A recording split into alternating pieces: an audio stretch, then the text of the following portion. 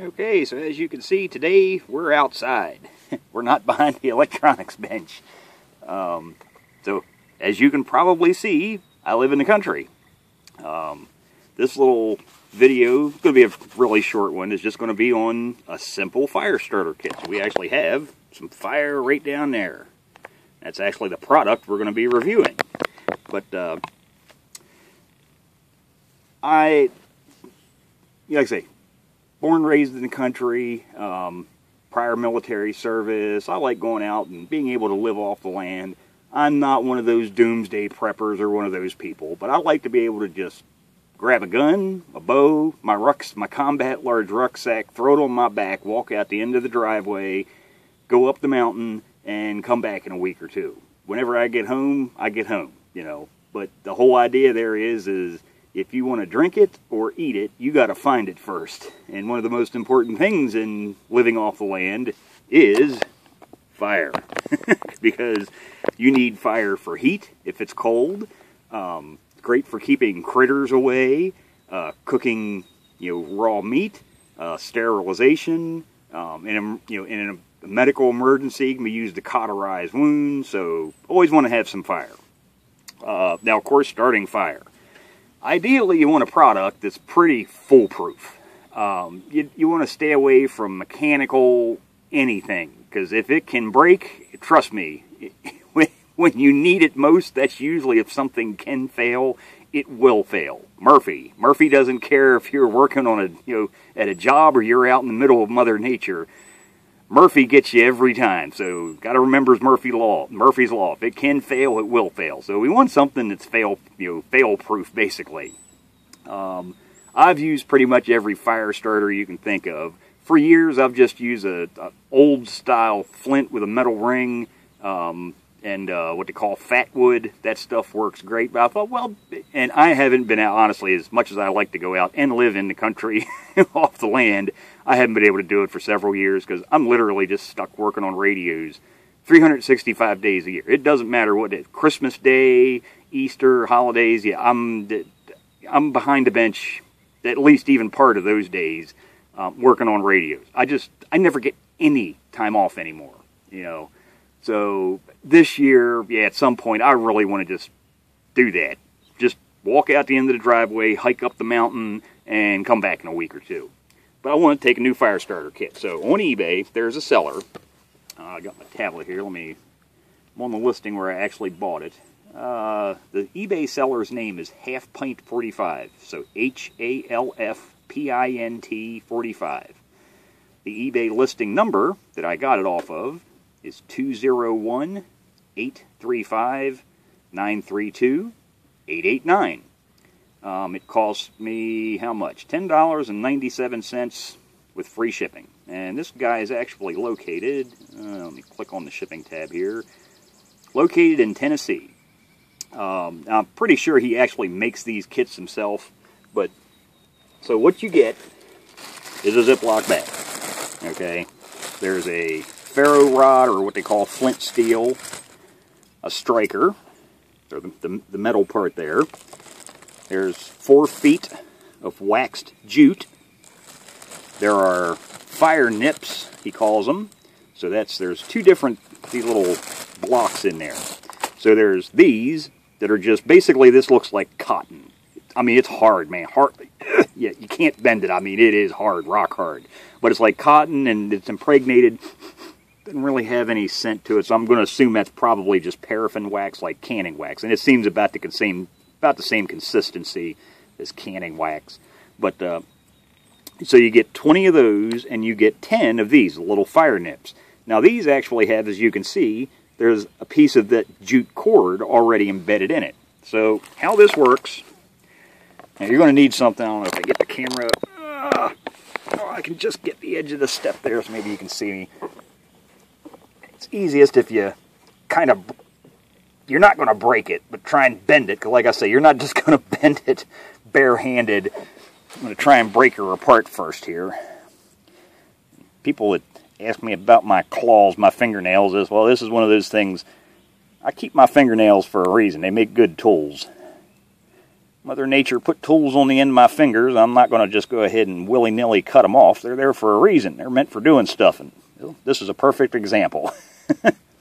So fluff out the end of this, because this green, the jute cord, it burns fast. It doesn't take long, and it's gone. So, and this is what's actually you're going to be catching your spark on. So you want to fluff this stuff out really good.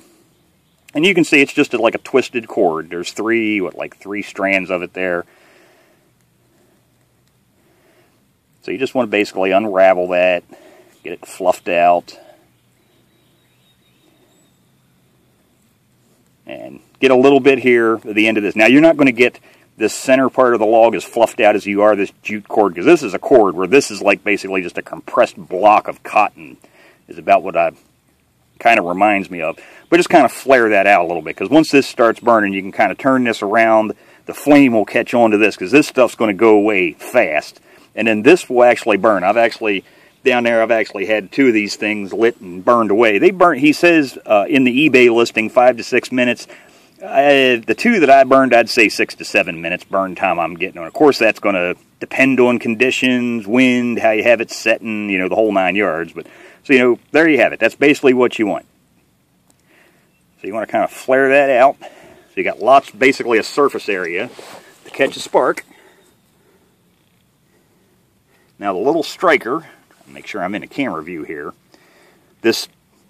you have the flint steel and then you have the actual striker. So this feels like it's probably a piece of spring steel because it doesn't bend and stay bent. It flexes back and it's very rigid. So that's probably what that is a piece of spring steel. But it has a burr on it. That's the edge. You can hear me catching my fingernail on that burr. That's what you actually want to run down the striker rod here, or this rod, because that's where your sparks come from. So all you do is basically aim it at that jute cord you've got fluffed up, and poof, fire. Like I say, spin it around, try and get the log itself burning, because the green jute cord goes away rather fast. And that's basically all there is to it. Now, if you stand it up like that, I'll tell you it burns a lot faster than if you lay it down on its side, but you'll get more fire out of it that way, a higher flame once that whole little log gets burning. But, that's the basics of the kit. There ain't much to it. And the really nice thing about this kit is it's basically has no lifespan, or, lifespan where it's going to go bad. And my little log just fell over. Ow! It is hot. Nothing like some molten wax on your fingers. But, like I say, it's not like it's going to go bad. And this stuff is, when I say impregnated, I'm serious. I've got really strong hands. I can't bend these things. They're rock hard with wax. So it's waterproof. You can literally throw all this stuff in a bucket of water, in a pond, if you're out in the wilderness and you were to drop this and it gets saturated, it's not going to affect it. It's waterproof. There's nothing really to fail here. Even if you were to lose the rod and the striker rod, as long as you can make a spark with a rock or something, you can get that, because you see how easy that stuff gets going. The first two strikes I did, I really didn't get any sparks into it. You got to kind of play with it to get your aim right, basically. But once I got the rod at the right angle to shoot the sparks right into that jute cord, you saw how fast it catches. But so there's my review. It was $10, and grab my tablet here and take a look at it. Like $10.67, I think it was. No, not there. Where the hell's my purchases? Go back in and check my history here real quick. It's like 60 or 70 items down. I buy a lot of shit daily. Mainly parts. Yeah, $10.97. So I think that's a good deal. I'm going to give that guy a thumbs up 5-star review, because his product works as well as, if not better than advertised. I'll probably even shoot him a message on eBay to let him know that I'm posting a video of it. I think there's a couple other people that have done videos on his product to show how well it actually works. So, support an American product. Now, I'm sure there's no doubt in my mind that this is probably made in China. No ifs, ands, or buts in my mind. It would not surprise me if that's made in China.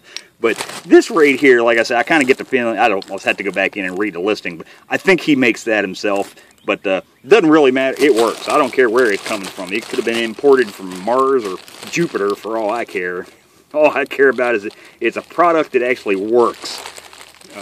And like I say, it's basically foolproof, and I don't have to worry about it going bad. So there you go. There's my review of a very simple fire starter kit. You know, to carry that, just to have for an emergencies, you wouldn't need all of that. You maybe carry 2 of those little fire nips, maybe 1 or 2 of the extra little logs, and the striker, toss it in something like an Altoids can.